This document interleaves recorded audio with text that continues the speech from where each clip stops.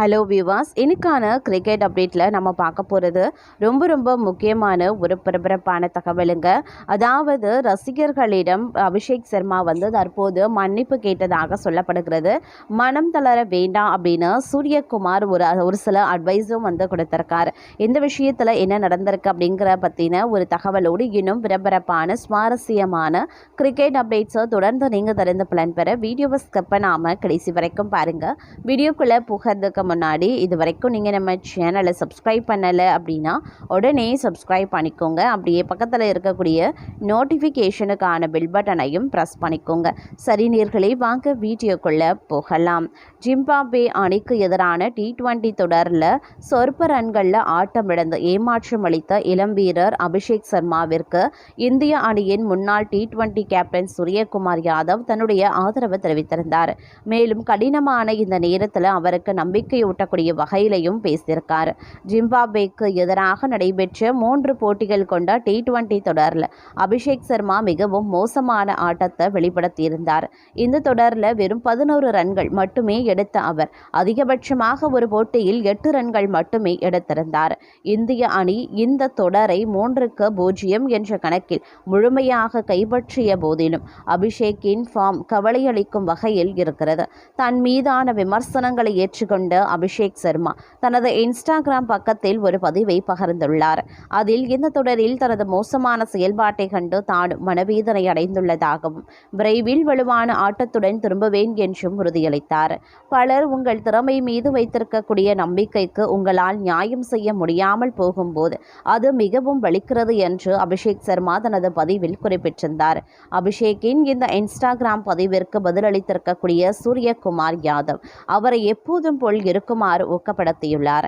ஆட்டத்தில் ஏற்ற இறக்கங்கள் என்பது மிகவும் இயல்பான ஒன்று என்பதை நினைவூட்டிய அவர் இதற்காக மனம் தளர வேண்டாம் என்று கேட்டுக்கொண்டார்.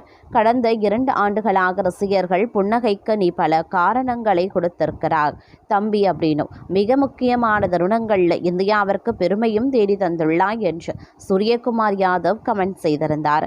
ஜிம்பாப்வே பந்து வீச்சாளர் பிளஸிங் முரசுபானியில் பந்து வீசை எதிர்கொள்ள முடியாமல் இந்த தொடரின் 3 போட்டிகளிலையும் அபிஷேக் முறையே 1, 8, 2 ரன்கள் என மிக குறைந்த ரன்களில் ஆட்டமிழந்தார்.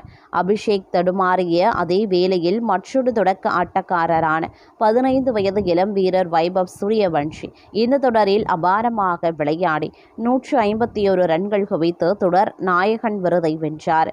குறிப்பாக 3வது T20 போட்டியில் அவர் விளாசிய 81 ரன்கள் இந்திய அணியின் வெற்றிக்கு வழிவகுத்தது. இதற்கு முன்னதாக நடைபெற்ற இங்கிலாந்து சுற்றுப்பயணத்திலையும் அபிஷேக் சர்மா 5 போட்டிகளிலையும் 131 ரன்கள் மட்டுமே எடுத்து சுமாரான ஆட்டத்தையே வெளிப்படுத்தியிருந்தார். இருப்பினும் தேர்வாளர்கள் அவர் மீது நம்பிக்கை வைத்து ஜிம்பாப்வே தொடரிலையும் வாய்ப்பு அளித்திருந்ததும் குறிப்பிடத்தக்க ஒரு விஷயமாகவே பார்க்கப்பட்டு வருகிறது. அது மட்டுமின்றி ஜிம்பாப்வே அணிக்கு எதிரான 3வது T20 போட்டியில் 23 வயதான திலக் வர்மா சோபிக்க தவறியதை அடுத்து இந்திய T20 அணியில் அவரது இடம் குறித்து ஸ்ரீகாந்த் மீண்டும் கேள்வி எழுப்பியிருக்கார். Royal Challengers Bengaluru captain Rajat பட்டிதருடன் ஒப்பிடும்போது திலக் வர்மா ஒன்றுமே இல்லை என்று ஸ்ரீகாந்த் காரசாரமாக விமர்சித்திருந்தார். இங்கிலாந்து சுற்றுப்பயணம், ஜிம்பாப்வேக்கு எதிரான T20 தொடர் மற்றும் வரக்கூடிய செப்டம்பர் மாதம் நடைபெறவிருக்கும் ஆசிய விளையாட்டுப் போட்டிகள் ஆகியவற்றுக்கான இந்திய அணியில் ரஜத் பட்டிதார் புறக்கணிக்கப்பட்ட நிலையில் ஸ்ரீகாந்த் இவ்வாறு பேசியிருக்கார். ஜிம்பாப்வேக்கு எதிரான 3வது போட்டியில் திலக் வர்மா 9 பந்துகளில் ஆட்டம் இழக்காமல் 11 ரன்கள் மட்டுமே எடுத்தார். இப்போட்டியில் இந்தியா 192க்கு 5 ரன்கள் குவித்து பின்னர் 35 ரன்கள் வித்தியாசத்தில் வெற்றி பெற்று 3-0 என தொடரை கைப்பற்றியது. இதற்கு முந்தைய போட்டியில் அவர் 29 பந்துகளில் ஆட்டம் இழக்காமல் 60 ரன்கள் எடுத்திருந்தாலும் நடு ஓவர்களில் சுழற்பந்து வீச்சாளர்களுக்கு எதிராக திணறி குறைந்த ஸ்ட்ரைக் ரேட்டில் விளையாடுவது திலக் வர்மாவின் வழக்கமான பலவீனமாக மாறியுள்ளது. ஆனால் RCB அணியில் விளையாடும் பட்டிதார் கடந்த சில ஆண்டுகளாக நடு ஓவர்களில் சுழற்பந்து வீச்சை எதிர்கொண்டு சுமார் 170 ஸ்ட்ரைக் ரேட்டில் அதிரடியாக விளையாடி வருகிறார். மீண்டும் ஒரு முறை திலக் 9 பந்துகளை வீணடைத்தார் என்று ஸ்ரீகாந்த் தனது யூடியூப் சேனலில் தெரிவித்திருக்கார்.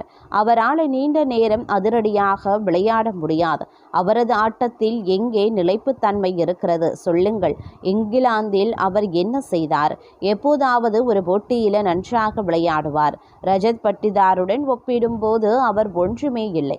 உங்களுக்கு ஒரு வலுவான T20 ஆட்டம் தேவைப்பட்டால் பட்டிதாருக்கு வாய்ப்பு கொடுங்கள். யாஷ் தாக்கூர் போன்ற அனைவருக்கும் வாய்ப்புகள் கிடைக்கும் போது இவருக்கும் ஒரு வாய்ப்பை கொடுங்கள் என்று கூறினார்.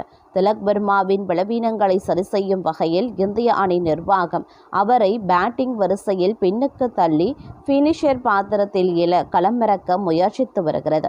ஆனால் நீண்ட கால அடிப்படையில் இது அவரை ஹர்திக் பாண்டியா மற்றும் சிவம் துபே ஆகியோருடன் போட்டி போட வைக்கும் என்பதால் திலக் வர்மாவுக்கு அணியில் இடம் கிடைப்பது அவ்வளவு எளிதாக இருக்காது. RCB அணி IPL 2026 சாம்பியன் பட்டம் வென்றதில் பட்டிதார் முக்கிய பங்கு வகித்தார். 14 இன்னிங்ஸ்களில் 41.75 சராசரி மற்றும் 192.69 ஸ்ட்ரைக் ரேட்டுடன் 5 அரை சதங்கள் உள்பட 501 ரன்கள் குவித்து அசத்தினார். அவரை மீண்டும் T20 அணியில் சேர்ப்பது நடுவரிசையில் ஒரு வலதுகை பேட்ஸ்மேனை பலப்படுத்தும் என்பதால் அது சிறந்த முடிவாக இருக்கும் என்று கருதப்படுகிறது.